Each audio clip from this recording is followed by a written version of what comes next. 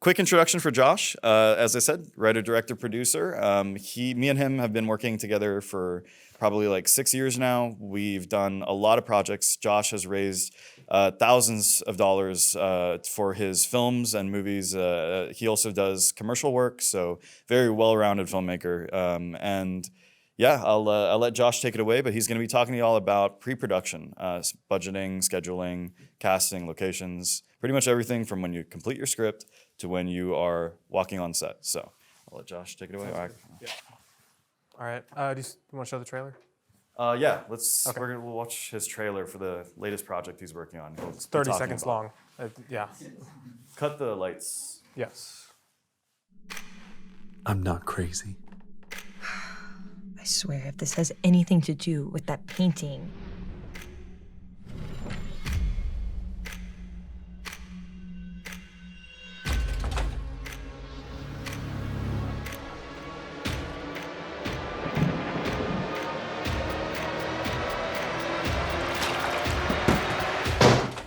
Is that it?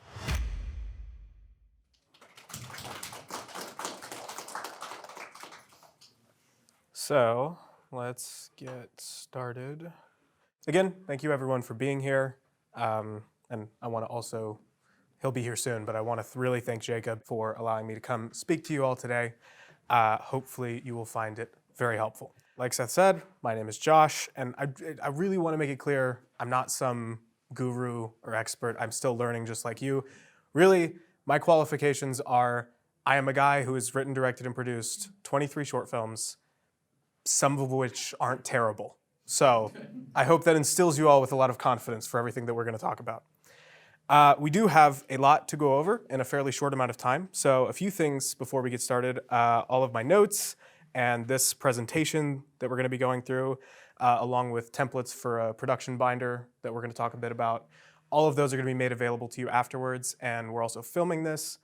So if you are watching this on YouTube, those things will be linked in the description below.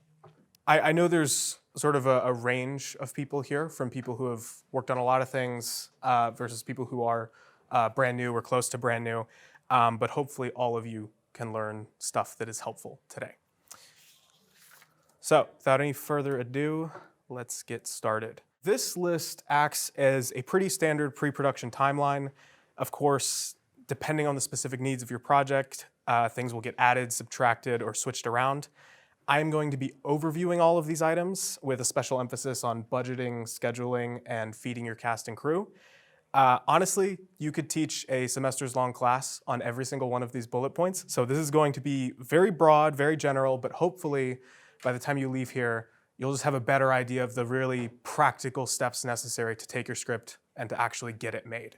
So starting with the script, for a lot of people, pre-production doesn't actually begin until the script is locked or very close to locked. But as indie filmmakers, we should be prepping from the very beginning. And for me, there are two types of scripts. Type A are scripts that I think I can shoot. Whether or not I actually do shoot them, different story. And then type B are scripts that I know I can't shoot because of how expensive they would be. Of course, it all starts with the idea. It'd be pretty difficult to make like a Jurassic Park fan film for $200. You can try. I would want to see that if someone could pull that off. But things really get serious when you finish your first draft. So let's say you've written something. I assume most of you have that are sitting here, especially the ones who want to pitch. It's not too crazy of a concept. The moment you type the end, you should start thinking about your script practically. So break down locations, actors, props, costumes, wardrobe, makeup, blah, blah, blah, blah, blah, blah, blah. And you're going to need to take all that stuff and budget it out, which is one of the main things we're going to be talking about. Doing this has saved me and Seth countless hours that we would have otherwise spent revising our scripts that are ultimately too unattainable financially. And you really need to be realistic when budgeting. And I realize that's painful sometimes because you're like, I really like this story, but if it's going to cost $100,000 and you have no way of lowering that amount, well, maybe you need to move on to something else and you can work your way back up to that idea. And I want to clarify, because I'm sure there's a bunch of like people who just care about writing in the room. If if all you want to do is write and you don't care about the thing getting made, do whatever the hell you want. You can write Fast and the Furious 17 set in space for all I care. But if you actually want to see your thing made, you got to do yourself a favor and start writing smart. So right up front, let's talk about the money, which is sometimes the most fun and oftentimes the least fun topic in film. So you just saw the trailer for the short film that I shot late last year, currently in post-production. And that short, called Here in the Liminal, it was shot for $15,000. And I'm going to preempt this question. That project was entirely self-financed. Took me about 6 months to save up the money. I feel very privileged to have been able to afford to make that film. And I just want to go over, not only break down the actual budget for the project, but also go in and go over what would have happened if I only had $10,000, $5,000, or $1,000 to make approximately the same movie. And so we're gonna spend a little bit of time, and I'm just gonna walk you through sort of why the money got spent the way it did. Some necessary context is this film was shot over the course of 4 full 12-hour days plus a prep day. And it was based on a short story by a friend of mine, William Dalfin. You could look him up, he writes good stuff. Oftentimes, I've had other friends who have made short films based on short stories, and they've often had to pay to option the work. He was a friend, so basically he said, hey, just give me a third of anything you make on the back end, which short films often don't make money. But if this one wins a competition that happens to have a cash prize, he'll get 33%. So I made that deal with him, and he let me use the story for free. We did pay our 2 actors a rate of $225 per day, and we had the lead for 4 days and the supporting actress for 3 days. And then this is a little bit controversial. I like to pay people the same way I like to get paid when I'm doing freelance work, which is 50% up front, 50% after the job is done.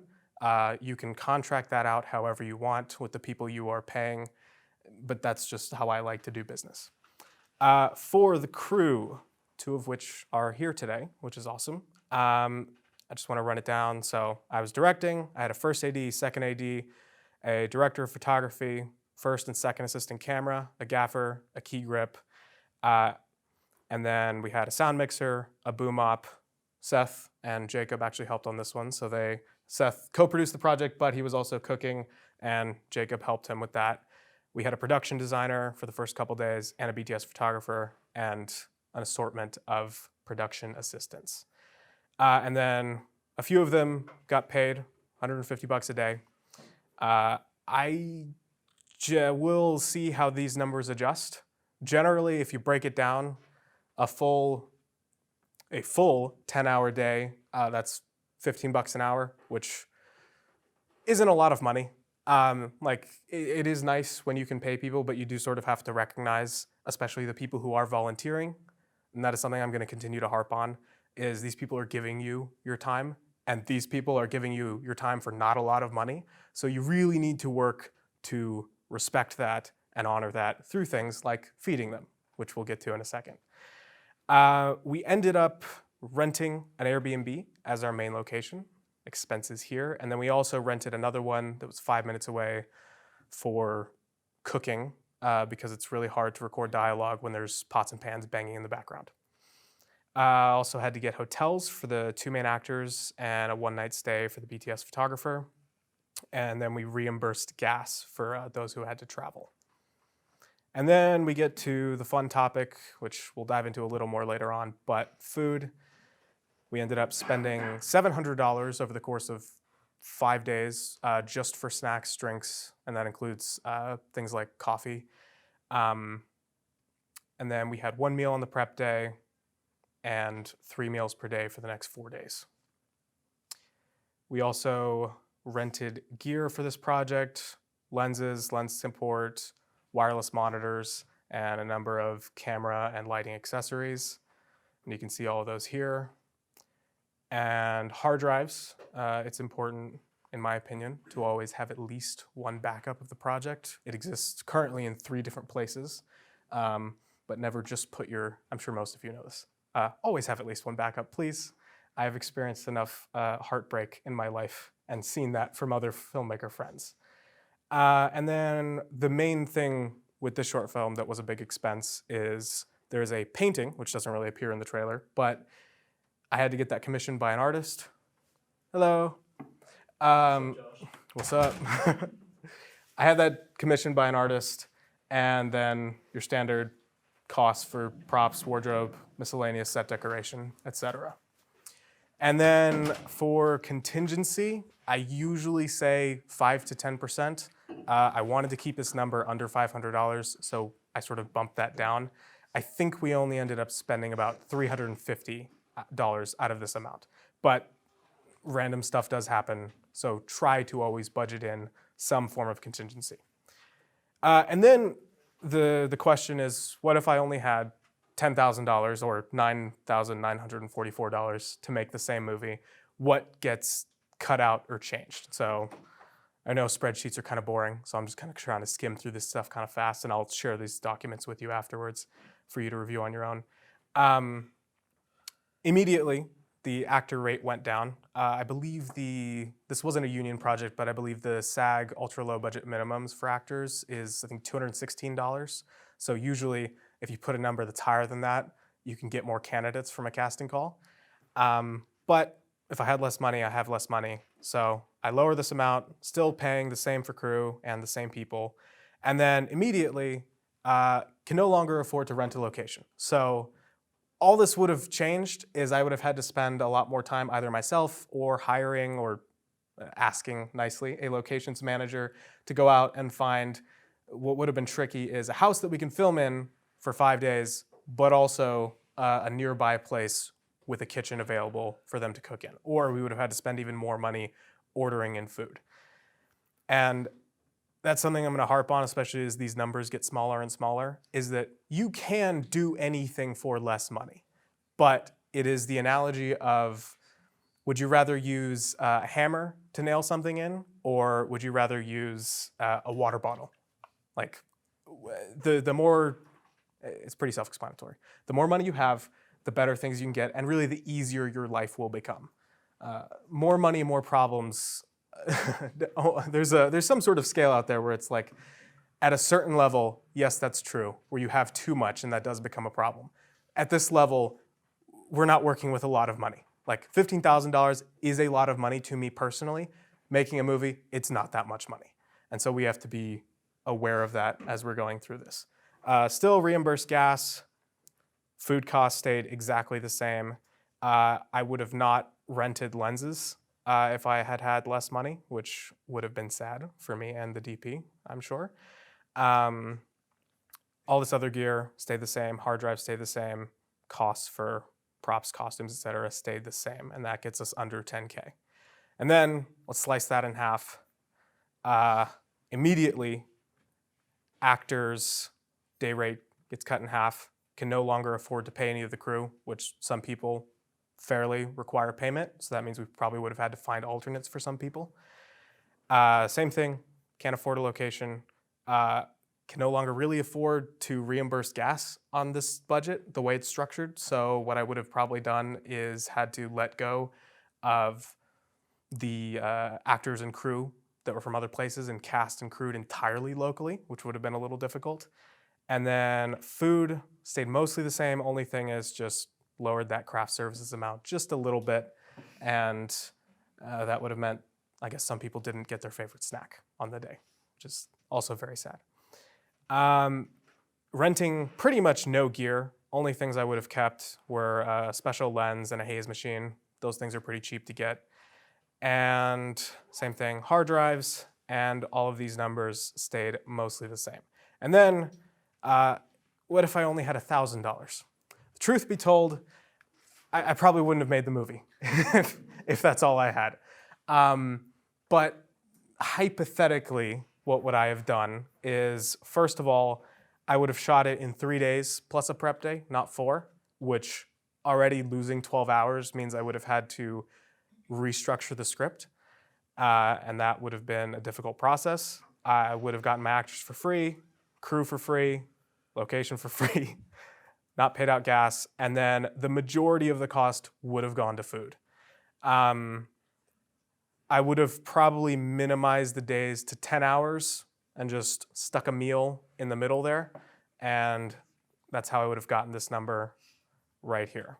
And then the only other thing, aside from still cheap lens, haze machine, and a little bit for props and a little bit for set decoration, the only thing that would have been a really difficult find for this project is the painting. Obviously, not all projects have that, but most projects do have one special thing about them. It could be a location, could be an actor, could be a prop. I would have had to find a way to get an artist to do that for free. And that would have gotten us under $1,000. Again, depending on the idea you have, you need to figure out sort of what your minimums are before you're like, this isn't worth it. I would have had to compromise my vision too much if I only had that amount of money. Notice that when each budget cut happens, the food budget is probably one thing that really doesn't get touched all that much. And at this $900 budget, the food is taking up almost all of it, pretty much $800.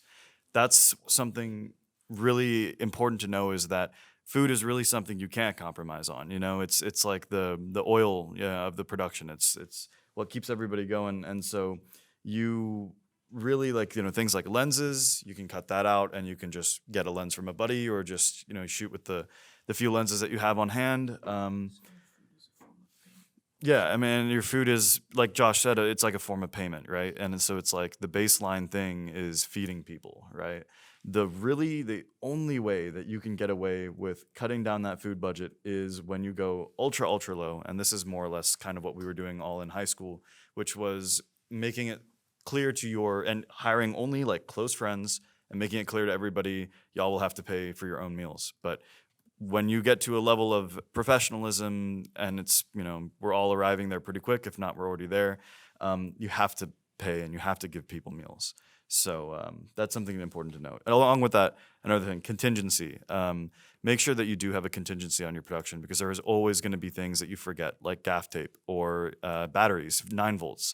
You'll walk into a location, you'll realize there's beeping because, you know, some fire alarm needs a battery change. So things like that, you know, or a parking ticket, right? Just have a contingency budget for it. Make sure you don't forget that. Yeah. And I also want to say that it's not that I wouldn't make a film for under $1,000. I've made films with friends that cost probably like $100, $200. It's just, it depends on the project. It's like this thing, much bigger idea. Action film with me and 3 of my buddies in the woods. Yeah, sure. We can go make that for no money. It just depends on what you're doing. So this is more of a pet peeve than an actual thing you have to worry about in pre-pro, but I really dislike it whenever filmmakers sort of gatekeep the numbers on their projects. I get it if you're in Hollywood. I understand NDAs. We can't know how much certain people got paid or how things were worked out. But at this level, and at most indie levels of production, what I just showed you is, to me from 5-6 years ago, it is invaluable information. It's like knowing how much money got spent and where the money went is incredibly useful. And so something I do whenever I watch a low budget short film that I really enjoy is I'll just reach out to the creator on Instagram with probably a long list of questions, one of them being, hey, what was your budget? Like, what were the biggest expenses? And those people who are nice enough to answer, I've gotten really useful information that has changed the way I see how finances work in movies. And it's like, where do people prioritize spending? And that is really, really useful. And then ultimately, again, as you just saw, filmmaking is very expensive. But I think the reaction you should be going for from people, aside from just that was a nice movie, is, oh wow, like when you tell them, hey, I spent $5,000 on this 10-minute short film. Ideally, their reaction is, oh man, I thought you spent $10,000 or $20,000 on that movie. You should be creative enough to spend your money wisely enough so that your production value exceeds the budget that you had. That is the ideal. If someone was like, that piece of shit, so you spent $10,000 on that, like you failed somewhere along the line. And you know, if it's your first time, it's your first time. If it's your 10th time, it's your 10th time, but still, that's usually what we're trying to go for. So let's move on from budgeting to scheduling. It is monumentally important to remain organized in pre-production, but especially once you get on set. The bigger your production, the more money that you are going to be burning every single second that you are doing something inefficiently. And obviously that could be hundreds of thousands of dollars at the highest Hollywood level of this, but for us, you might lose $200 a day because you made a mistake in pre-production. And that really sucks because that $200 could have went to making your movie better in some way.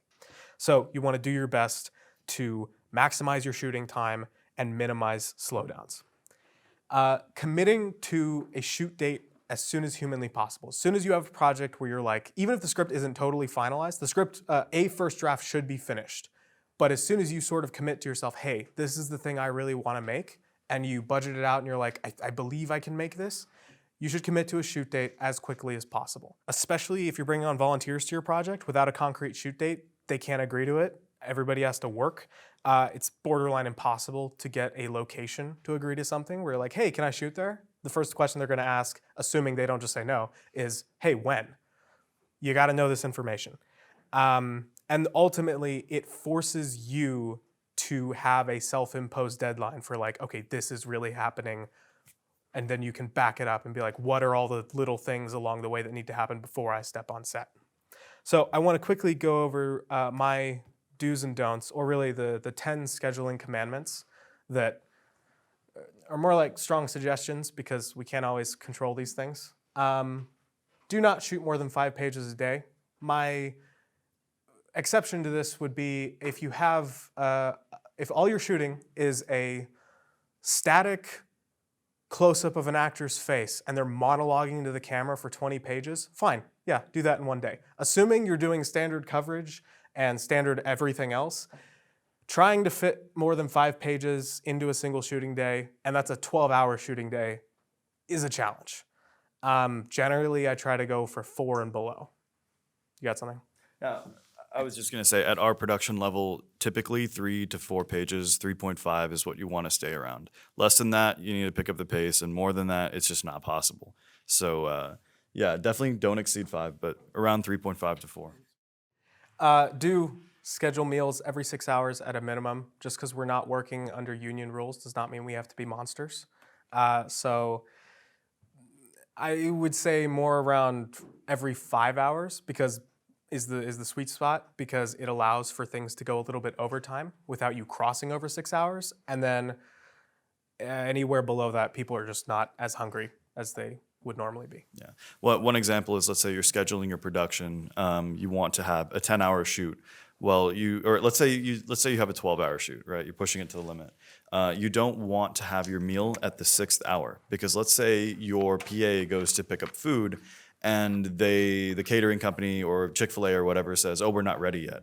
Well, now your crew is waiting past that 6-hour maximum for their food, right? Or let's say you're hiring chefs and the chefs have not gotten the food ready yet, and they're late. Well, you're pushing crew past. So schedule your meal at the 5th hour, and that gives that 1-hour buffer zone for you to allow for any mistakes or delays in the food arriving. How much extra is it to that you have to pay your crew and actors if a meal is late? Josh, you want to handle that? Again, we're not under union rules, so for us, oftentimes the answer is nothing, apart from apologies. Again, these are all things. This is all hard-won knowledge. I have made all of these mistakes. I have done all the don'ts, and I have not done all the do's. So this, I just want to be clear about that. This is still a learning process here.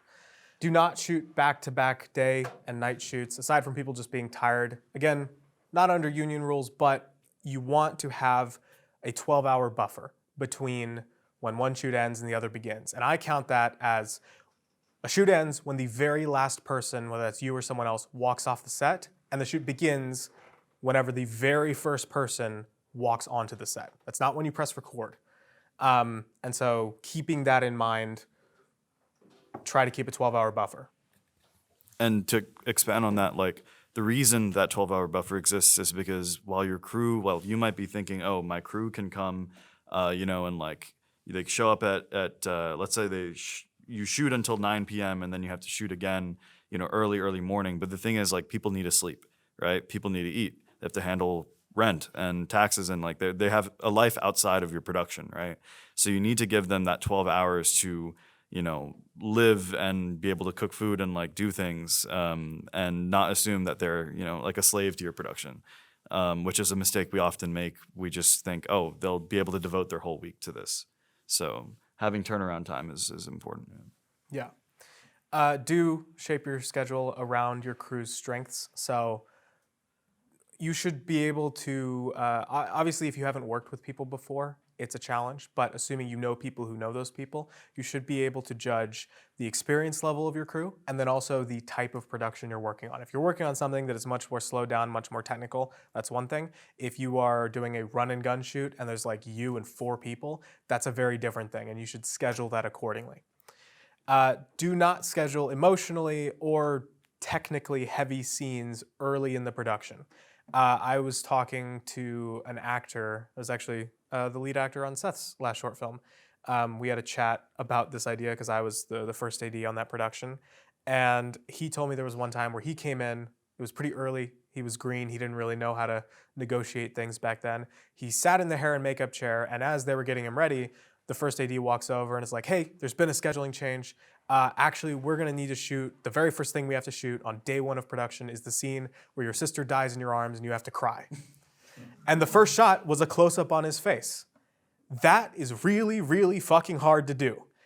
And the same thing goes if you have an action film, and in that action film there's a really complicated oneer where a bunch of people are doing stunts. Don't make that the first thing you shoot.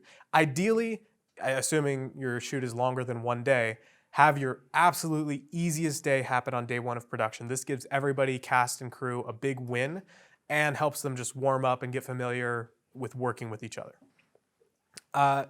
Do schedule based on key cast and crew availability. Ideally, you wouldn't have to worry about this, but when you're dealing with volunteers, like Seth said, people have their own lives, so you really need to maximize, hey, who are the key players in this project, actors and crew members, and figure out how to work around their schedule the best you can. Another thing is it's important to have backups, especially when you're working with unpaid crew. A lot of times people will have to drop pretty close to production. Sometimes just things come up.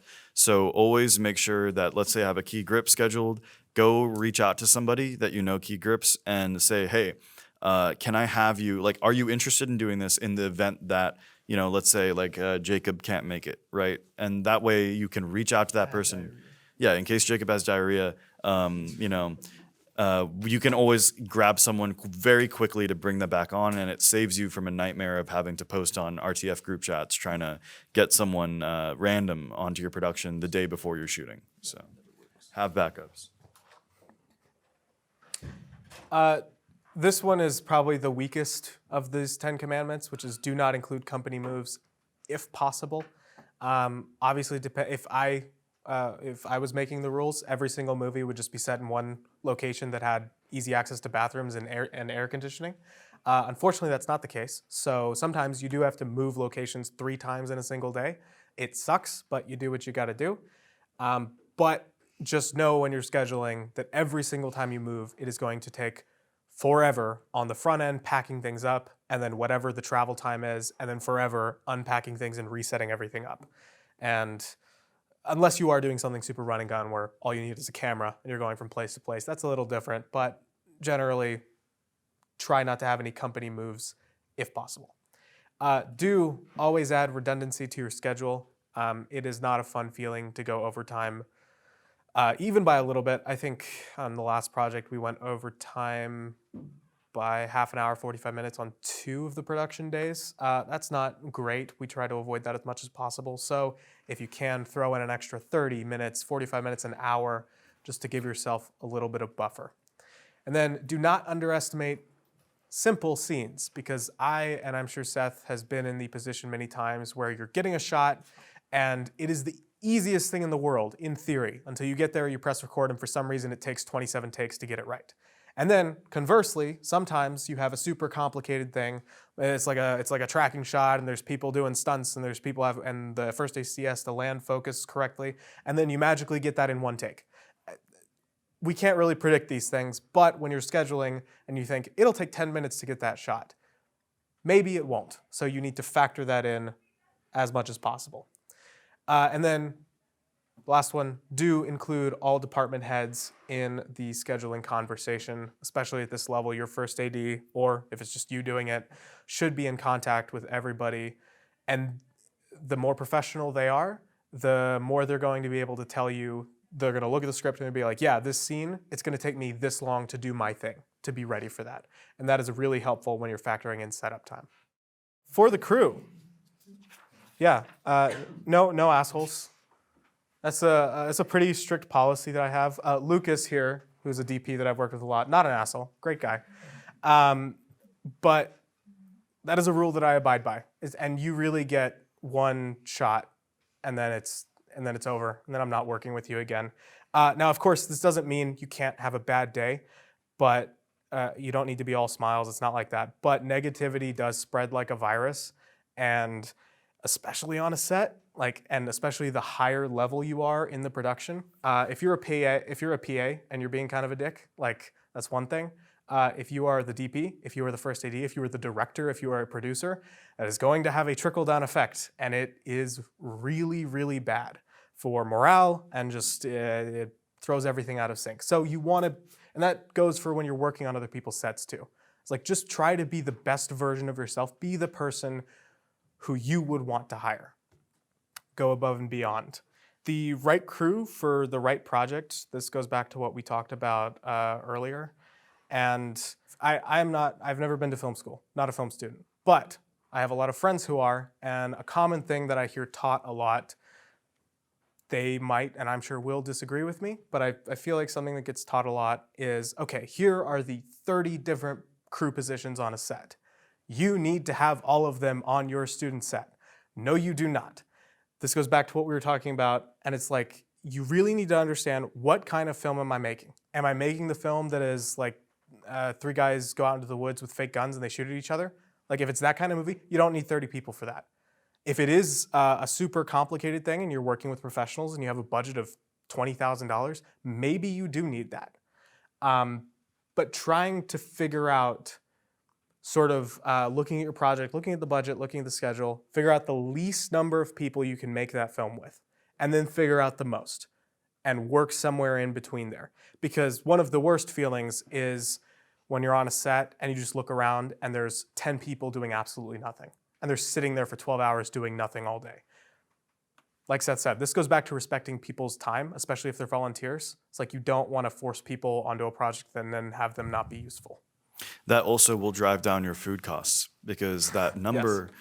It's selfish. Yeah, your number that you see with food that goes up by around somewhere between $7.50 to $12 per person, right? Depending on what you're getting food from. So if you have someone who's sitting around on set and their only job is, let's say, to clap the slate, and that's what you're using your second AC for, give that job to the AD. It's don't be afraid to assign that job to someone who is traditionally not supposed to work that job, because it's an indie production, right? You're a small tier production. You're working with a budget of $3,000, right? So it's okay to have mesh like that. Now, obviously, confirm that with them and make sure they're comfortable with it.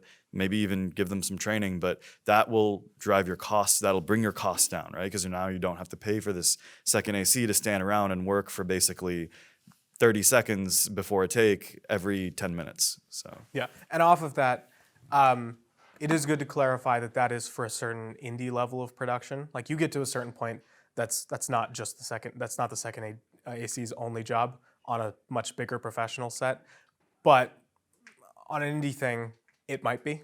And so, like Seth said, you can pass off certain responsibilities. And again, it depends on if you're working with a crew of 5 people or 50.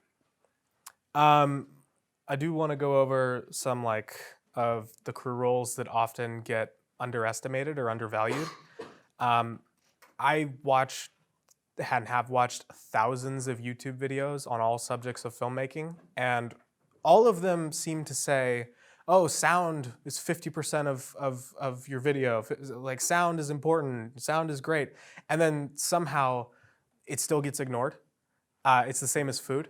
And I understand why it gets ignored. It's not sexy, it's not useful a lot of the time in people's heads. But you will find out very quickly in the edit if you have worked with your friend who you just handed the boom pole versus a professional sound mixer. Those two audio files are going to sound very, very different. And sometimes you do need to work with your friend. If you do, that's totally fine. Just make sure they are committed enough to learn how to use the gear, learn how to boom properly, learn how to use the audio recorder you're giving them, that kind of stuff. Production design, another big thing you see on plenty of sets. Like a lot of films get shot in apartments, and there's just nothing on the walls. And I understand that's fine for living in. It's not great visually, unless you are going for a super bare bones look, then that's a different story. But a lot of the times, a production designer, especially the more experienced they are going to spend the time to make your film look really good. And the DP and everyone else is going to thank you for that because they get to come into a space. And the actors, depending on the film, like let's say the film is a period drama, and you get a good production designer on that, the actors are going to thank you because they get to live in a space that helps them with their character. Cooks and craft services, as we've established, and I will continue to harp on, food, very, very, very important. I think you can speak a little bit more to this, but it sort of depends on the production you're doing. Sometimes if you do have that crew of 5 people, it's just the PA who's like going to Chick-fil-A and picking up sandwiches for everybody. But if you're working on a bigger production and you do have cooks, sort of finding people who are good at that job and who know what they're doing, very helpful and often undervalued. Production assistants, you think this wouldn't be on the list because it's a PA, they're just the grunts. I have worked with I don't know how many dozens of production assistants, and you would think that the bar would be super low for just like do what you're told, be proactive in certain things, and be quiet. That's a really low bar to clear, and yet so very few people actually do. I've worked with so many people who are lazy, or they ask too many questions, or they are argumentative, or they're just assholes. And those people don't get hired back. I've PA'd on a number of sets, and the production assistant you want is the person who is proactive, the person who is always there, the person who does what you tell them to do very quickly, very efficiently. They figure stuff out, and they're just nice to be around. Learning to be a good PA is very important because a lot of us are going to be PAs at some point on a production. And that is kind of your into a new group of filmmakers. If it's not someone who's your friend, typically, when you're entering a new, I guess, group or team of filmmakers, you're going to come in as a PA or a lower level production, crew member, and you need to learn that job and perform it very well. Don't get sloppy. The worst thing is seeing a PA that's like sitting on their phone, because it's like you brought them on to be that thing that basically, as a PA, you're carrying the movie. You're that parachute for all the things that slip through, right? So make sure that you're attentive and you learn those kinds of roles well. Same thing with boom operation or sound mixing, PD, everything here.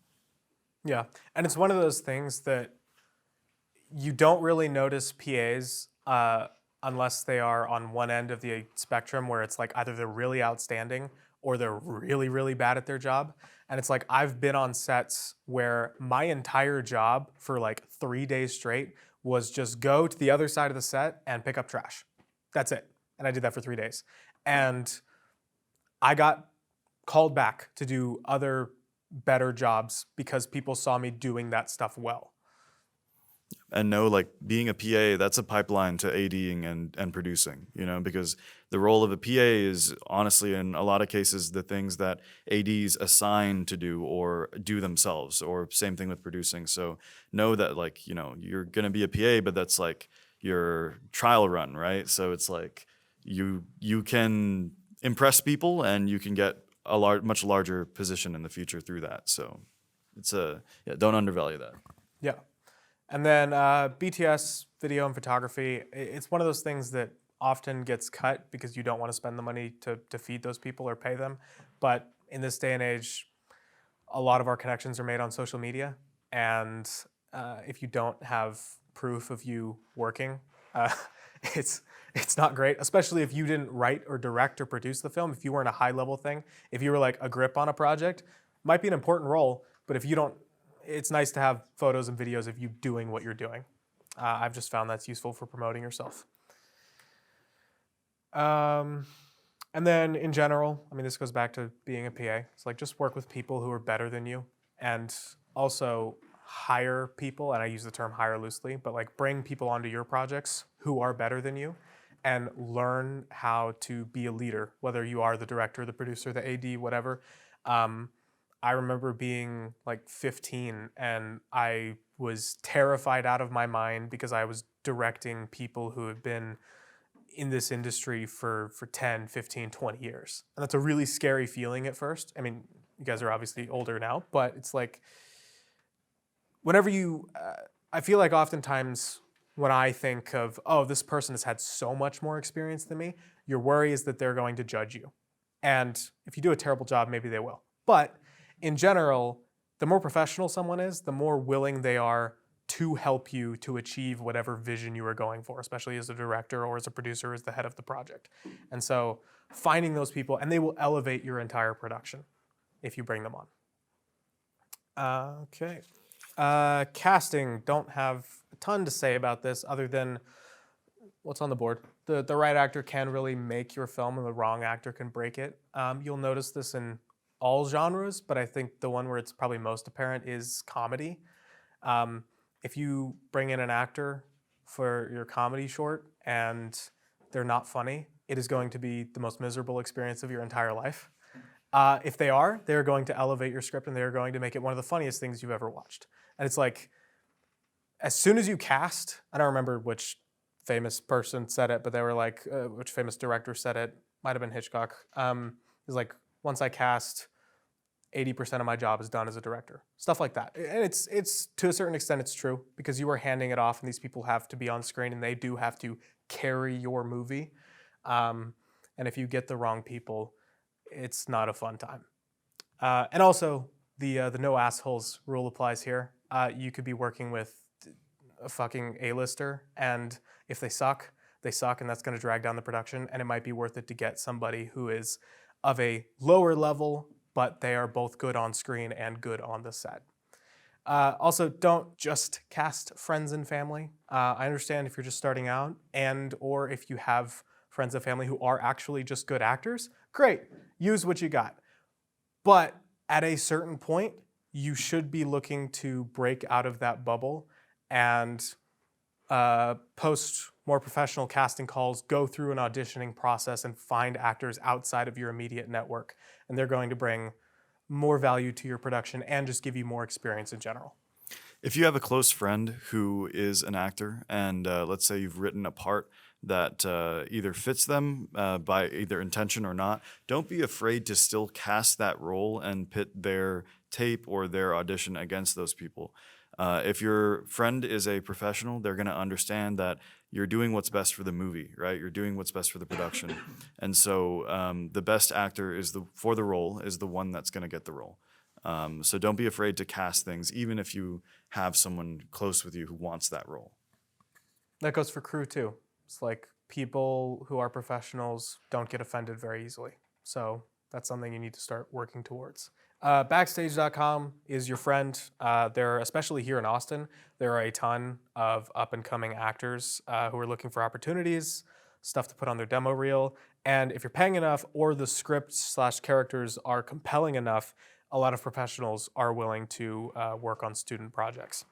And it's a bonus tip is especially if you can't pay somebody or you can't pay them a lot, offer to cut their demo reel once your film is finished. They will thank you a lot for that, especially if they don't know any editors or they themselves aren't an editor. Because really, when we are looking to cast someone, the demo reel is the thing you look at. Or if they don't have one, another short film that they've been in. And good acting can shine through bad video, bad audio, and there's a lot of it out there. But actors are craving to be in projects that look and sound good. And so if you can offer them that, that is genuinely something of value, especially if you can't afford to pay them a lot. And then lastly, just I would always, always, always make an actor sign a contract. There are dozens of templates you can look up online and find. It, it may seem silly, especially if it is like a close friend, someone you have a good rapport with, and you know they're not going to sue you. But especially when you're dealing with this sort of thing where these are people on screen, it is going to go to festivals, it's going to go online. It's just good to have some small level of legal protection, even more so if you're paying them and there's some kind of financial transaction. Next, we got location scouting. Location scouting is entirely about knowing when and when not to compromise, because as we saw in the budget example earlier, pretty much the very first thing to go was the location. So in that case, it was a house. I can find another house. But for certain other projects, and I'll use my last short film that's online as an example. So in 2022, I shot this film called Bloodline, and the thing that everyone remembers about it is the location, because it's really fucking cool. And we happened to find an Airbnb that was out in the middle of the desert. It's a really, really interesting place to set a movie. And it was a hellish production experience. Cannot recommend. I fucking loved it. That shit was fun, bro. I love the He was the only one. Yes. This was in Terlingua. I'm like 90% sure that ours or the production after was the very last thing to film here, because the dude who operated it was insane. And Dude, he walked up. walked to our fucking building like barefoot over thorns and like cactus and shit through the desert. Like we thought he was a skinwalker or something, because like it was scary. Bro came out of the mist. Yeah. What was it like filming with all that sand? Just like Yeah, it just wasn't fun, because there was like the roads were miserable up there, getting up there and going back. Was really surprised no one popped a tire. The shower didn't really work, and we had to be careful about the bathroom, and we had to bring in our own water, and there was obviously no AC, no heating, so it was cold and hot, and there were rattlesnakes and hogs and spiders and bugs, and it was not fun, but I'll let you tell that story afterwards. We are a little behind. But the point of that is, if you find a really cool location, sometimes it is worth it to go through a questionable production experience and or pay the extra money, because people are going to remember that, and it is going to boost your production value immensely. And also having the discernment to know when it's not worth it, when it's too insane or when it's too expensive and you're just like, no, we can find something that's almost as good or half as good for much cheaper and much easier. Food. Feed your fucking cast and crew, please. And in case you need a reminder, this along with sound is the other thing that I see mentioned all the time, and yet I have 1,001 horror stories personally and from friends where just stuff doesn't get done. Trying to think of the best one, actually. I remember I had a friend who told me afterwards, and he planned on never working with these people again, because in the middle of I think it was a week-long production, they ran out of money for food. And so he ended up, like, for the rest of that project, for like 3 or 4 days, eating like ramen and fruit and toast. Don't do that. If you see the money on food starting to drop to a dangerous level, something needs to happen. Some plug needs to be pulled. Something needs to be fixed, because food, especially with volunteers, but really with anybody, is currency, and you should not underestimate it in your budget. As you saw in the spreadsheet earlier, food costs a lot. Like it was a significant, I think it was, I don't even remember the exact number, like $2,500 out of $15,000. That's a lot of money. But it matters, and as previously stated, you should be taking care of meals at least once every 6 hours, and depending on the location and how much control you have, try to have a table that's loaded up with snacks and drinks so that everyone can stay happy. And then another requirement in my book is sending out, I just use Google Forms, but send out a form beforehand and make sure everyone responds. That includes any allergies, dietary restrictions, and also what their favorite snacks are on set. Because when people show up to the crafty table and they see that you have their favorite thing or multiple of their favorite thing, that makes them want to work for you even more. And on my last short film, it was kind of a nightmare because we had vegans, vegetarians, we had people with gluten allergies and people who were dairy free and people who had peanut allergies. Like, it was a whole thing. But we had to accommodate because I really wanted to work with those people. And that was the price of getting them on the set. And that was worth it. Caffeine. Caffeine. Yes. Whether that's Red Bull, yerba mates, or just coffee for people. It's very important. That is something else that should go on the form is, hey, what's your favorite coffee brand? And then buy lots of it. There should never be in a circumstance where you run out of coffee. And then, selfish plug, but if you can afford to, or if they're willing to do it, like, outsource this job. Seth and Jacob, they started from my production and now they've done several since, and they're cooking and planning and prepping meals. And then, yeah, I'm just gonna like skim through this. Basically, you should be meeting with all of your heads of department all throughout the process, and it is important to make sure you get straight with all of these people. Obviously, if you're on certain productions, most of these roles might just be you, and that's okay, but you should take the time, no matter what size your crew is, to get on the same page with all these people when it comes to locations, scheduling, the look of the film, the sound of the film, also the look of the film, and food. Tech scouting is for budgetary or simply convenience reasons. Oftentimes you combine this with the location scout. The main difference between the two is that the location scout is where you decide if the location fits the look and or layout that was written in the script, and then the tech scout is when you and your team figure out sort of all the practical aspects of that location, which is why I encourage you to bring as many key players with you as possible on a tech scout.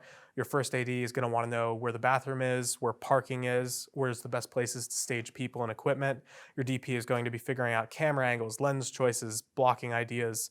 Your gaffer is going to be thinking about like power supply, where's the breaker, where are the outlets, can we place lights outside the house? And your production designer is going to be figuring out what items need to be taken out of the house, what items need to be brought in, and making sure there's nothing super weird. Sometimes on like higher level productions, they might come in and be like, this room is an ugly color, let's paint it.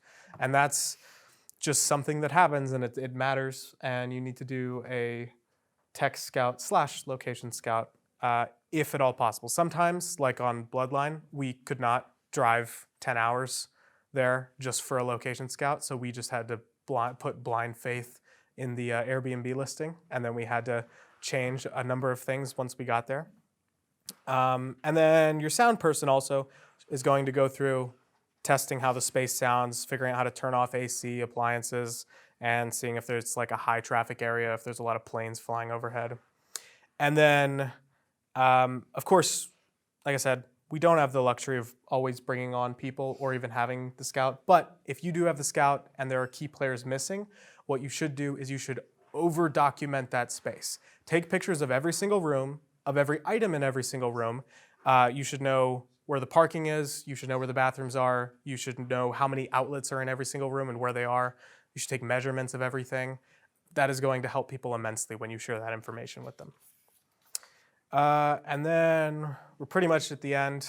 Gear rentals and acquisitions. So to all the DPs, gaffers, and gearheads in the room, I apologize. But as you saw in the budget thing, renting equipment is expensive. And so it's often one of the first things to get cut, which it sucks. But sometimes you got to do what you got to do. And so you need to find out what is absolutely necessary to tell your story. Prioritizing lenses over camera. If you have the choice between renting an ARRI and a RED, and let's say an Arri and a Blackmagic camera, maybe go with the Blackmagic camera and get nicer lenses because they're going to make more of a difference in the look of your film. Don't forget about lighting, unless you are doing something where it's like super run and gun in the woods. Lighting does matter, and ideally we can just bring in as many tools as that person wants. And generally, the more people you know and the more people with experience you bring onto this project will own their own equipment. So if you can make friends with those people, it does tend to save money. And don't forget about the little things. This should be generally within your original budget, but oftentimes contingency has to cover clothespins, gaff tape, markers, pens, pencils, batteries, all this random stuff that usually gets forgotten. And that's it. So obviously, like I said at the beginning, this was kind of rushed. There is so many things that sort of had to get left out, but those are all like the big pieces of pre-production. And this stuff really matters. Every moment that you spend in prep, it pays dividends, and you will be thanking yourself later on when you were shooting and editing. And you'll be cursing yourself later on if you failed in some way. And you will fail. Like, if this is your first short, if this is your 5th short, if this is your 20th short, there is something you are going to forget, and that happens. But as you get better at this, you will forget less and less things. So I know you have something to say. We're going to move on to Q&A, but I'm just going to leave this on screen if you want to download the production binder template I mentioned. Before we move into the Q&A, I just want to give a quick round of applause for Josh. Thank you so much. It was really fantastic. Let's start. The way we're going to function this is this microphone, obviously, it's not amplifying me, but what it's doing is it's speaking to the camera. So when we upload this on YouTube, people will be able to hear your questions. So if you do have a question, raise your hand and I'll come and give you the mic. Dorsa. And real quick, feel free to ask about your own productions. Like if you have a movie that you're making and you have a question about it that you want answered or advice on, feel free to ask that too. Hi, I just want to say thank you for doing this. For sure. How much in advance do you get your casting crew before your shoot date? That's a great question. Generally, it depends on I'll sort of split it up. For actors, it depends on how long your script is. So giving them a reasonable amount of time to memorize, and if you're doing rehearsals, rehearse. For my project, that was a 20-page script, and I had cast locked, I believe, 2.5 to 3 months before we shot. So generally, if you are doing a casting call, give yourself at least a month to make that happen. So you can sort of do the math on that sort of thing. If you have a 10, and again, it also depends on sometimes there's deadlines and you have to get people quickly. So exceptions do occur. For crew, it was just a process. I sort of had the key people in mind, like Seth, the DP, Lucas, and a few of the other people. I knew who I wanted and I got them very quickly, like 4 or 5 or 6 months in advance of the shoot date. But then some people, like the first AD I worked with, who ended up being fantastic, and he brought a second AD, Sanika, who's sitting right there. She ended up being great too. I didn't get them until maybe a month before we shot. And that was really nerve-wracking, but you do what you gotta do. Another thing is don't underestimate how long it takes to cast. So let's say you want to give a month before your shooting day to have your actor locked down. Well, give yourself 3 weeks or more for the casting process, because you need to, let's say you're using Backstage, you put your casting call up. Well, it'll take about a week and a half, maybe 2 weeks for people just to send in their applications. Then you got to ask them to do an audition, usually a self-tape, so they record themselves, submit it. That's another week waiting for all those self-tapes to come in. And then probably another week if you need to do second round casting, where you have to pit 2 people, the finalists, against each other for a new, section of the sides. So give yourself 3 to 4 weeks of just casting itself, because it takes a long time. And sometimes you'll have trouble with roles that, people just don't want to apply for, or just you don't have enough applicants. So. Yeah, I also have another question. So you said that if the food budget is going down, you pull the plug on that. But what do you pull the plug on usually first? Right. Well, in that specific scenario, if you're in the middle of production, maybe it's a bit of a different story. Yeah. But if I realized oh, I don't exactly know what circumstances this would be, but it's like we're 2 weeks out from shooting and suddenly all the food money has disappeared. I would not shoot that short film just because I couldn't afford to feed the people on board. But that's sort of a rare circumstance. There are times where you get on set and you realize things are going to cost more. Sometimes you can afford to just be like, I'm going to put this on a credit card. And other times you can't afford to do that. So you sort of have to make concessions where you can. Okay. I have another question. I'm so Okay. sorry. So how you talked about post-production, but I mean pre-production, but for post, like how much money do you invest in editing? Do you just like do it yourself? Like what do you usually do? Right. Very. Yeah. Fantastic question. Yeah. So I do have a post production budget, a blank one linked in the spreadsheet. It doesn't have any numbers on there. The answer is it depends. Yeah. So oftentimes, especially on this level of filmmaking, our goal is just to get the thing shot, and then as much as it sucks, we will figure it out in post. Usually the things I prioritize spending money on are a sound designer and a composer, and then depending on the project, if it's at a higher level, also a colorist, maybe a VFX artist is necessary. Again, it really depends. On this level, I'm trying to think of like how much I spent for the last production.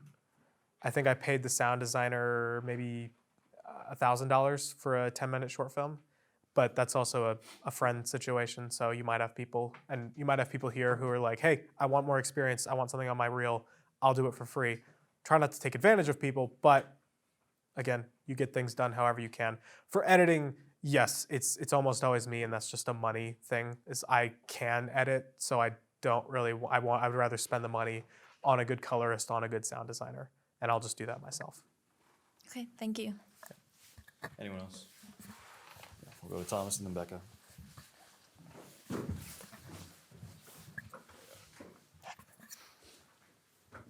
So you had mentioned like allocating extra time per scene. So on average, like how much would you recommend giving for each scene?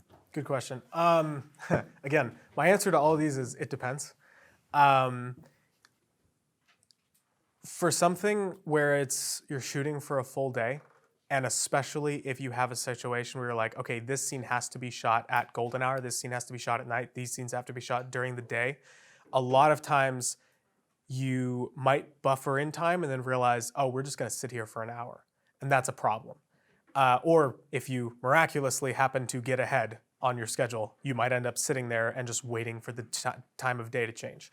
That does happen.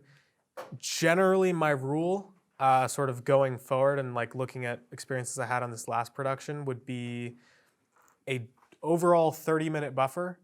If you can afford it, sometimes you can't afford to squeeze that into a schedule.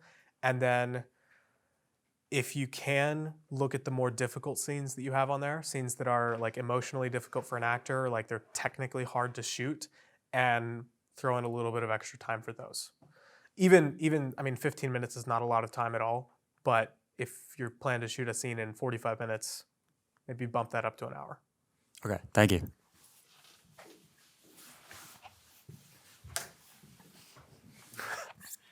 I know this will vary by like how much money you have, but for contingency, how much of a percentage do you normally recommend of the budget? Yes, ideally 10%. More realistically 5%.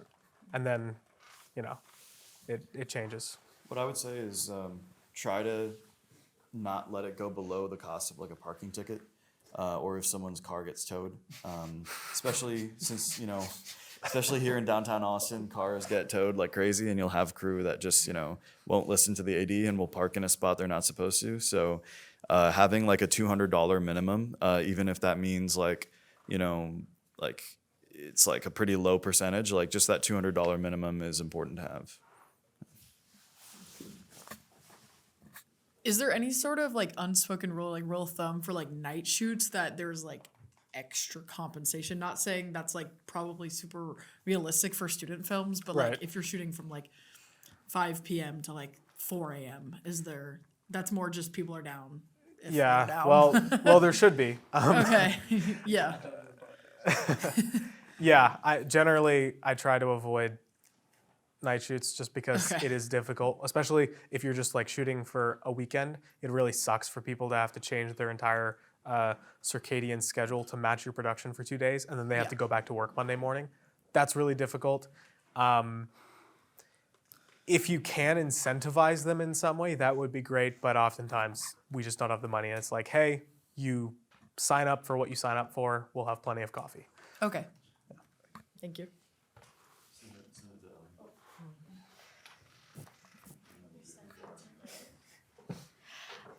What percent of the budget would you say should go to like location, like securing? And do you have like any tips for like negotiating like the location price?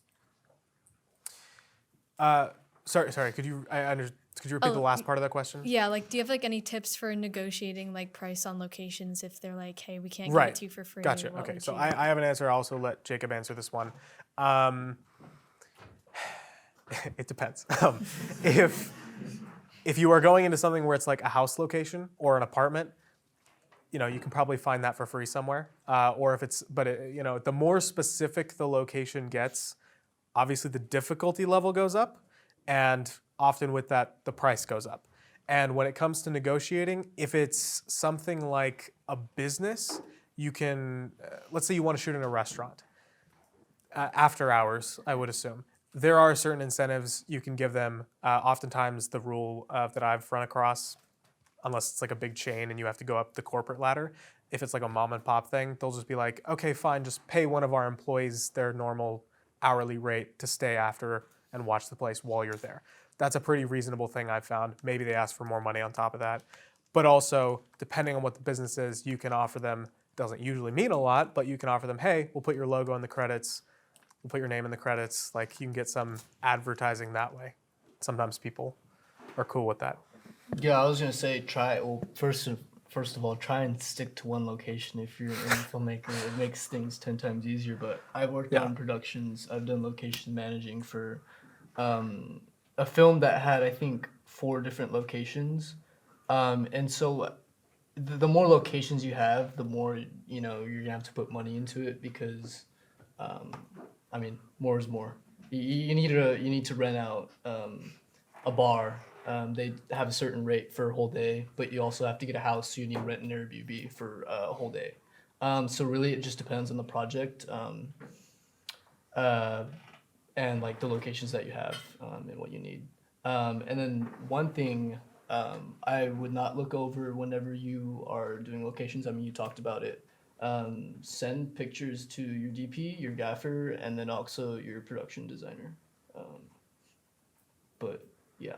And also, wait, that's another point is if you know a location, you want to, like in your script, you're writing that location and you know where you're going to shoot at, reach out to them before you write not before you write your script, but write your script, but before you even think about getting into like production and all that, shoot them an email, see how much they'll charge, so then you can, I don't know, put some of your work, what you're making from work. So you work at like coffee shop, you get a paycheck, put like $20 from your paycheck from that day that you worked, and so by the time your production happens, you're able to pay that location off. Yeah, definitely. If you are writing for a very specific location, confirm with them as early as humanly possible. I was watching the behind the scenes for it wasn't made here, but it was a student feature film, and they had written one of their primary locations was an abandoned radio tower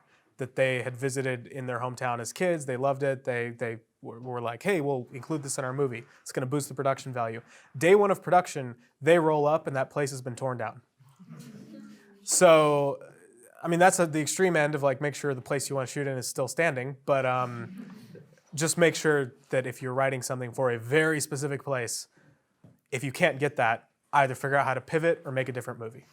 I think like to just summarize your question, or just like have a summary for your question, have like how I'm going to answer it is, just know what the rates are of your locations before you put money towards locations. It's basically it. Okay, thank you.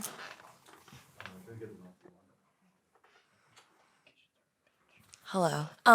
How much do you allot for like festival fees? Is that in your post-production thing Yes. or in your pre? No, yeah, it's in the post-production side of things. It depends.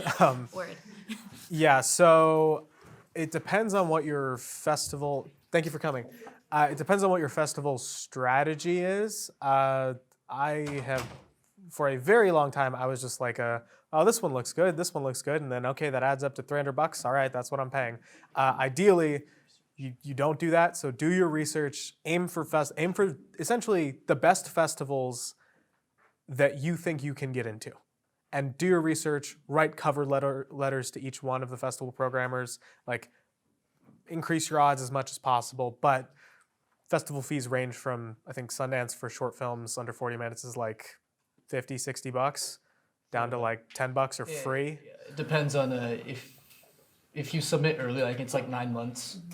It's like $50-$60, but like Yeah. like as the months go on, it goes up to about like $120, something like that. Right. So obviously most of us aren't getting into Sundance. I'm not getting into Sundance, but if you are, more power to you.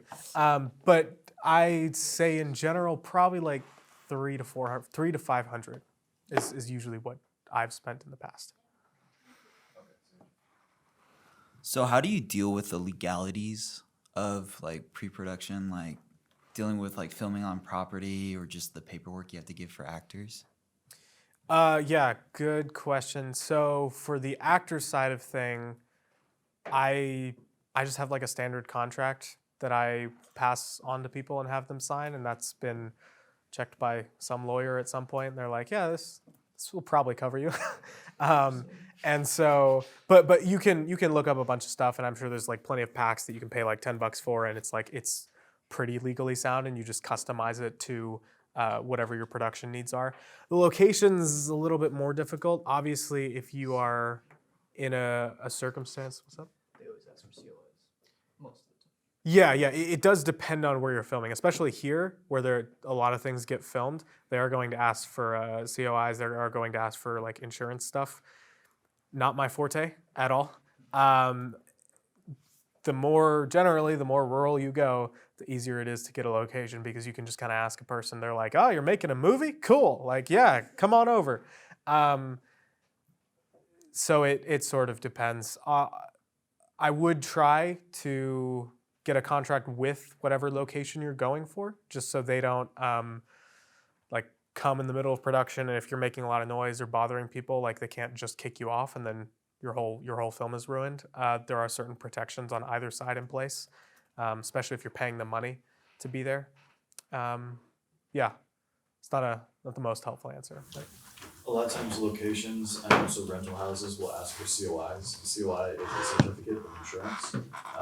You'll usually get production insurance from the company specifically made for production insurance policies.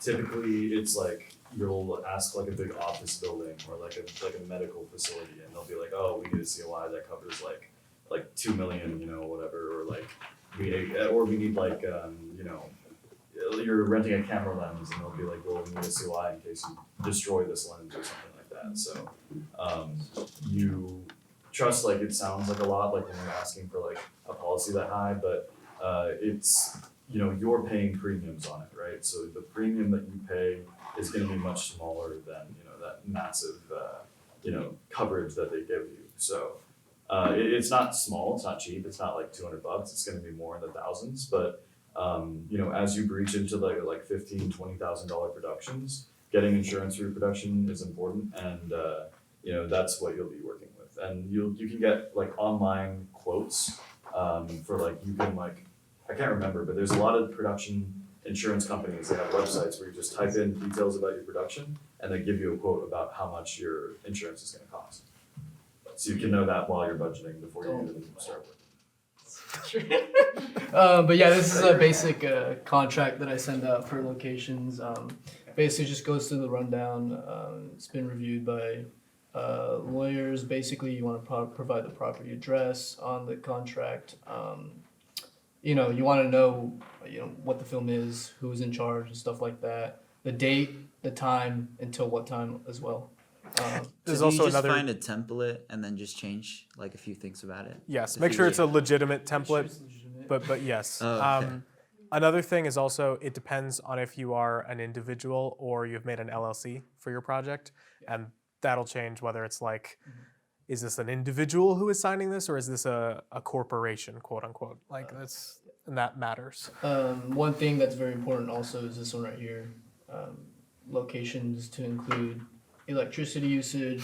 Also, sometimes I put on there is restrooms if we're like out in the middle of nowhere, if they have restrooms and just stuff like that. That's just so we know if we need to bring, generators and stuff out there, or also that so that they know that we're gonna be using their outlets or we're gonna be running their power up. So yeah.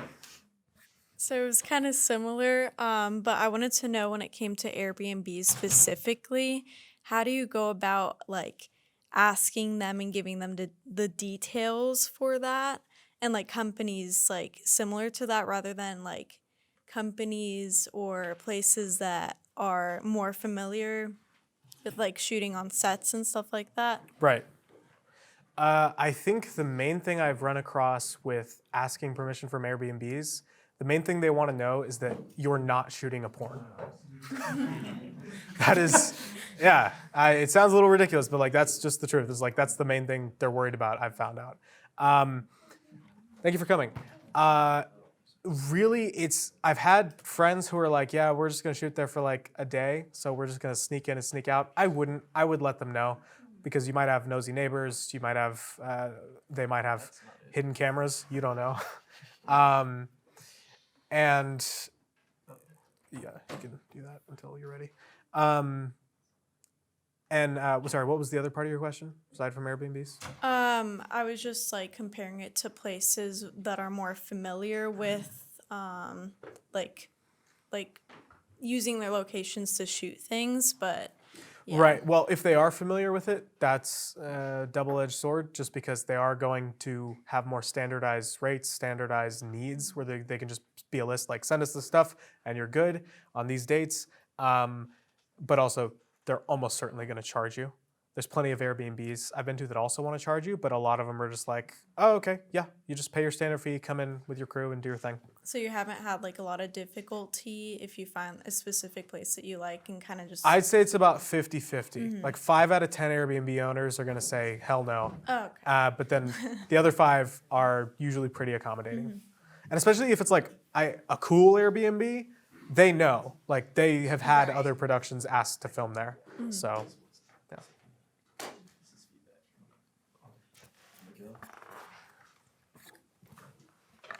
Hello. Hello. How do you go about renting a gas station? Oh man. Oh man! Oh fucking good luck, bro. Don't. That is the worst. That's my least favorite location. I will say, before they give their nightmare stories, the only simple gas station interaction I've ever seen was a friend who knew the people who owned the gas station.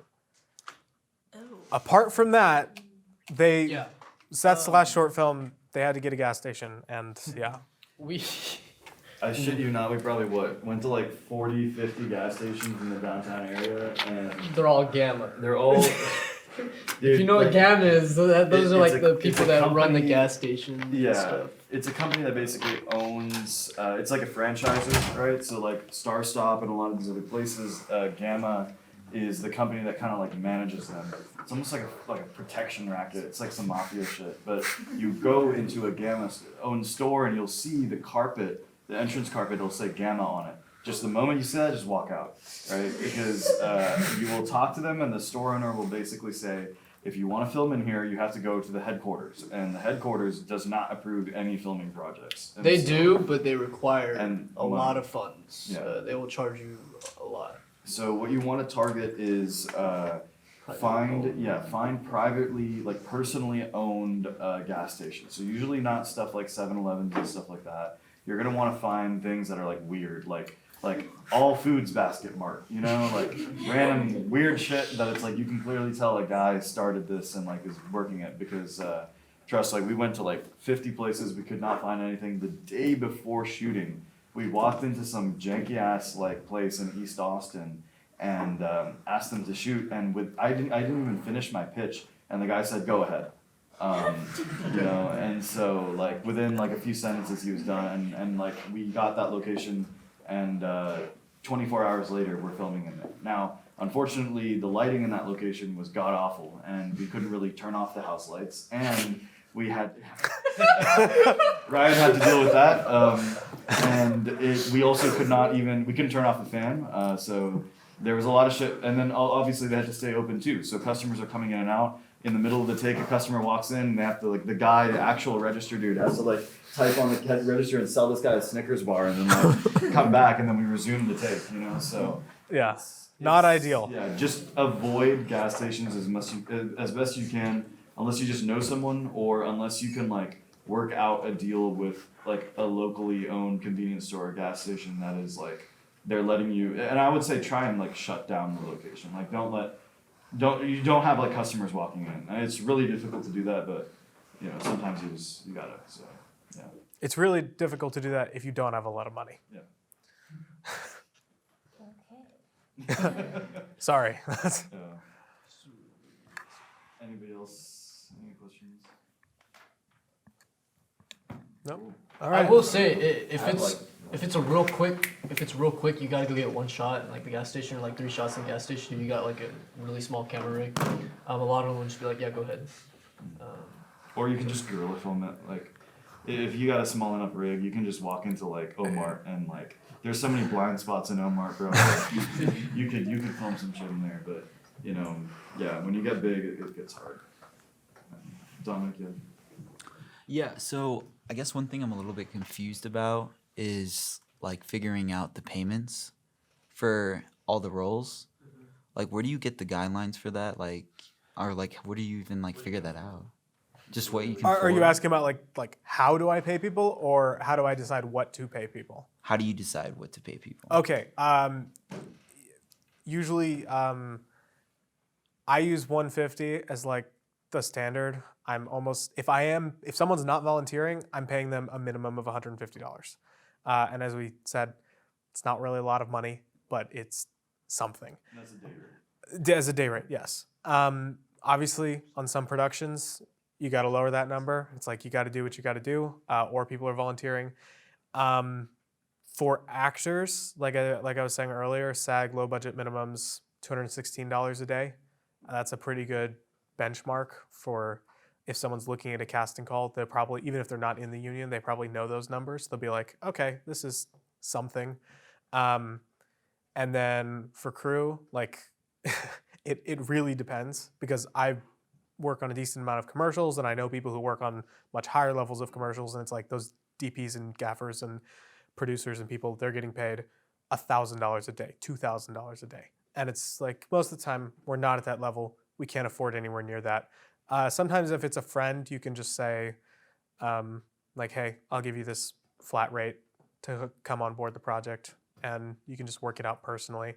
But with strangers, I guess those are the loose guidelines I go for. At this production level, I would prioritize paying actors.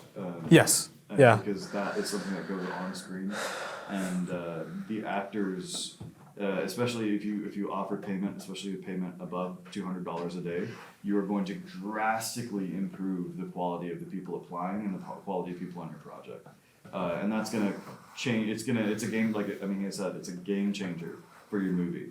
Shitty acting, it doesn't matter how great your crew is, it doesn't matter how much, how good your story is, how much you put into it. When the guy on the screen that is there for like 90% of the time sucks, nobody wants to watch that, and it just drags the whole production down. So, really put money into those actors when you're casting. That's important. And then, sorry, I have one more question. Oh yeah, go for it. So you mentioned that most of the time you're going to start off as a PA. So like, when you first started, did you start off as a PA? No. Most or like. I wouldn't always say like Okay, Okay, I'll let him start. Yeah. PAs, okay. PAs are a great way to start off with a production. Like if you have no experience, or if you're joining into like a group that you've never worked with anybody inside that group, they don't know, what you do, or maybe you don't have anything. You can start off as a PA, but most people will typically, and what I would recommend is you learn something, right? And then just hop onto a low level production on that role, right? So let's say you learn how to work a camera, find someone who's making like $100 budget movie, or like just a bunch of friends and shoot it. And now you've gotten some experience, and then just keep slowly working your way up. And most people will go that route. Josh, Yeah, for me very specifically, and then I'll also give a general answer. For me, it was I've just been making movies in the backyard with friends since I've been like 10 years old. And at a certain point in my mid-teens, I was like, hey, someone might actually pay for this. Not the movies, still not there yet, but the actual commercial side of it. And so I just went around to a bunch of really small mom and pop businesses and just asked 100 people, like, hey, can I make a commercial for you? Eventually somebody said yes, and I just started using that to get more work, use family, friend connections. If someone, somebody who knows somebody who knows somebody who owns a thing or is having an event or a wedding or whatever, offer to film it, and then you can build up your stuff from there. That's helpful if you do want to be a jack of all trades, which I consider myself to be. I'm not the best DP by a long shot, but I can shoot my own stuff. Not the best editor by a long shot, I can edit my own stuff. So I think it is useful to get a general knowledge of how everything works. If you don't necessarily care about, because my day job is film, like making commercials for people. If you don't care about that, if you want to work in something else and you just want to make movies on the side for fun, do sort of like try a bunch of jobs, pick something that's your favorite. If you want to be a DP, if you want to be a sound guy, if you want to be this, if you want to be that, pick that thing, get really, really good at it, and start working on smaller productions, elevate their production value, and then that gives you something on your reel to show to other people like, hey, I was the production designer on this. Look how good it looks. Can I work on your $2,000 thing, $10,000 thing, and so on. Everyone's coming up story is different, but those are some of the general ways to do it. What's up? Bro, my first set was a grip, and then I produced 4 films after that. Don't hit me up if you want to produce something. I won't say yes. But I learned a lot from being thrown in the water, and I guess just try not to drown. That's basically what I went through. I AD'd a couple stuff as well. But that's not what I want to do. I did it so I could learn filmmaking. So now, in the future, coming up this semester and then the future semesters, I can focus really on the projects that I want to make. And I know, I've made connections at UT, and I know who I want to get on those projects. I know who, I've worked with that I know do a great job in those roles. So all I would say is, like I said, I went from a grip to producing stuff. So like literally you can go from PA to shoot. You can AD the next, film that you do and stuff like that. Right, and stuff like this helps. Like coming to this is what you should be doing. Yeah, and at this level, like you can make those sorts of jumps, and it's perfectly acceptable. I think as you're just learning, a good thing to keep in mind is like be willing, especially if you just get sick and tired of PAing, be willing to do jobs that other people don't want to do. So oftentimes it's really hard to find a sound guy. Get competent at that, and then market yourself for a little while, for 6 months, for a year. Just be like, hey, I'll do sound on your film. I'll do sound on your film. And people will be like, yes, you can do it, and you're not horrible at it. Great, fantastic, come on board. And if you're RTF, take the sound classes. The sound professor, Corey? Corey is fantastic. He does the sound for post-production for Stranger Things, right? Yeah, take the sound classes if you're really into sound. We have a great department for that. Getting good at a role that is in demand, or like a niche role, is a great way to break in. Like me and Jacob, we started cooking maybe like 6 months ago. Sucked at it. Yeah, but we were the only people who were doing it, and we ended up getting a lot of gigs through that. I play to your strengths. Like, I do a lot of work with firearms outside of like, work and school, and I was able to then start doing armorer work, and now I have a bunch of gigs for that too. So set armor, like gaffer, sound recordist, post sound, colorists, like those are all things people need more of. There's the big flashy roles like DP and like director, screenwriter that everyone gravitates to, but we need more of like, a lot of those other roles, and that is a great way to start getting on productions, because if you pick something that there's not a lot of, you will have endless work. Yeah. And I'll answer your question in just a second. Just one more thing on this is that I think if you want to be a director or writer-director, being a jack of all trades, knowing at the bare minimum what all the positions do, and ideally having worked in all of them at least once, is incredibly helpful to you, because the only way you're going to get more work as a writer-director, even if I'm still self-financing and crowdfunding all my stuff, I'm not getting paid to do this, but the only way you get to make more short films is if you have made other short films. Like, people want to come on and work with people who are good at what they do, and you can't get good at what you do without making several short films. You sort of either pick the path of, all right, I'm gonna make 20 things before I make something good, and you're gonna do that in like 2 years, or I'm going to spend 2 years making one thing and I'm gonna make that as good as I can.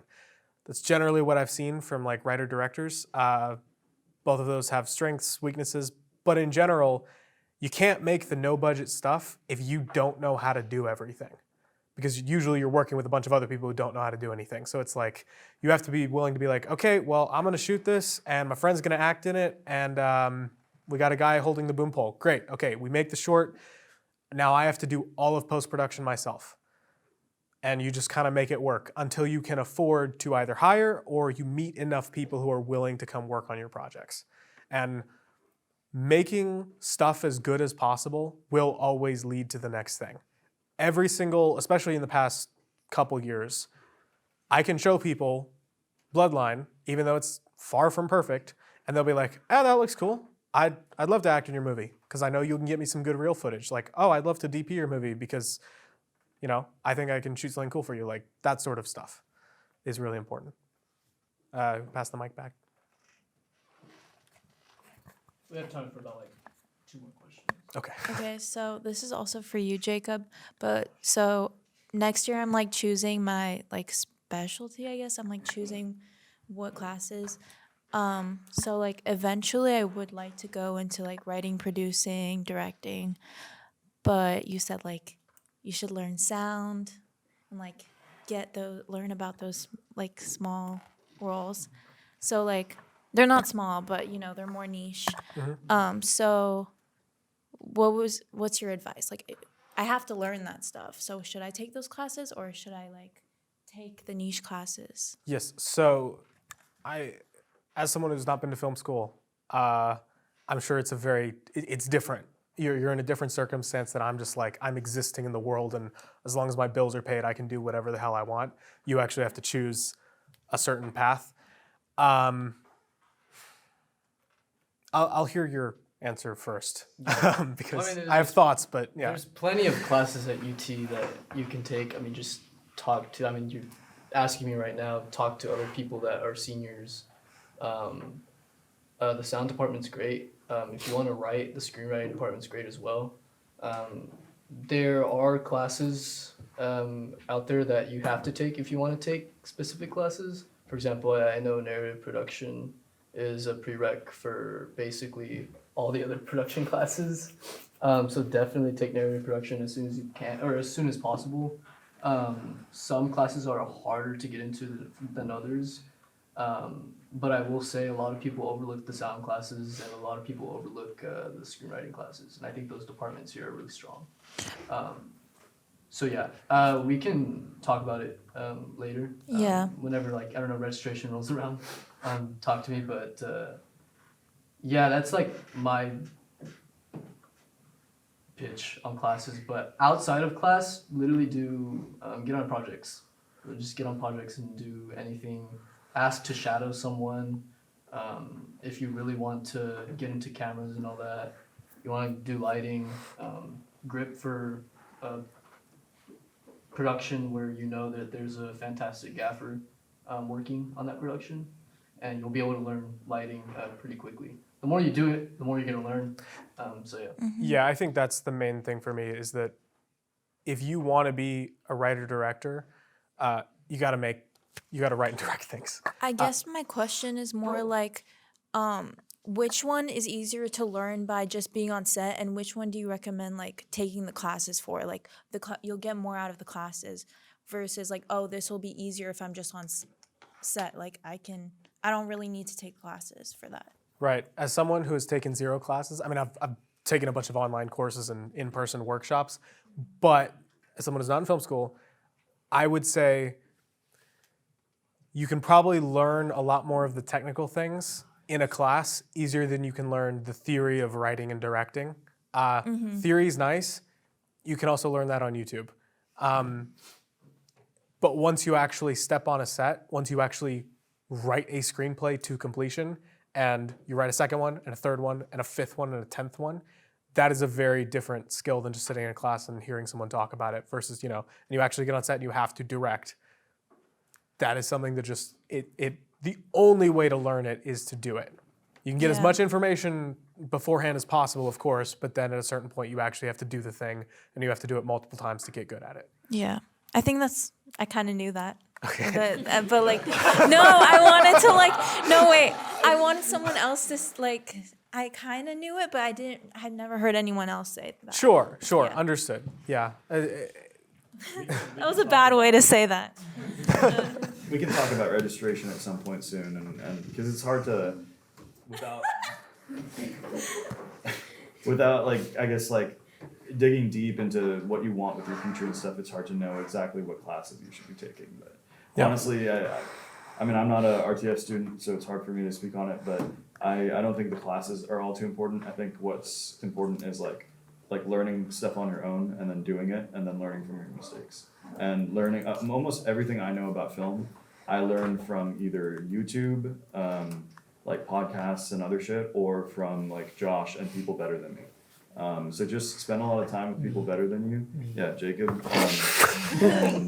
And like just like absorb what they say and then like make mistakes in front of them and like, see what they say and like just work on stuff with them. That's how you get better.